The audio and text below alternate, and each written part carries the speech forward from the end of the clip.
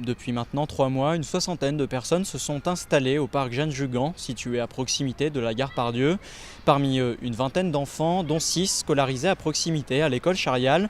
Et pour venir en aide à ces familles qui vivent dans des conditions précaires, les parents d'élèves ont décidé de s'unir. Un reportage de Loïs Richard et Mathieu Joly. Des vêtements chauds, de la nourriture ou encore des chaussures, voilà ce que sont venus apporter les parents de l'école Charial à Pardieu. Un geste de solidarité en faveur des familles sans abri de l'établissement. Merci en tout cas. Merci. On habite derrière le parc, là, donc on en voit tous les jours qui dorment dehors en venant à l'école, donc on les voit. Donc ça nous touche encore plus. J'ai pas vraiment les moyens, mais j'arrive à avoir du goûter et à manger à ma faim. Je me suis dit, des enfants qui mangent pas leur faim. J'essaie de faire un petit geste, donc j'ai pensé à un goûter.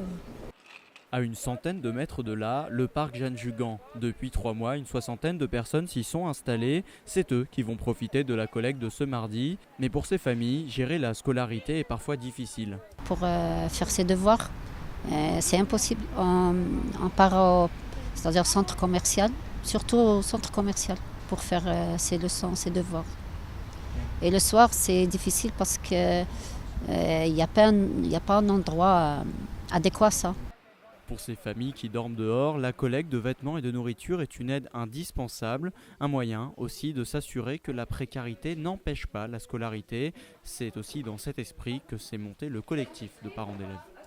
C'est très important pour un enfant là, d'apprendre, je sais pas, tout ce qui est indispensable à notre vie en société, qui est vraiment basique, c'est la lecture, l'écriture, savoir compter. Enfin, c'est vraiment la vie quotidienne pour ces enfants-là. C'est vraiment très important qu'ils soient inscrits à l'école. Sans ça, il n'y a pas de vie de société possible. La collecte est une réussite. Prochaine étape, interpeller la mairie avec une pétition.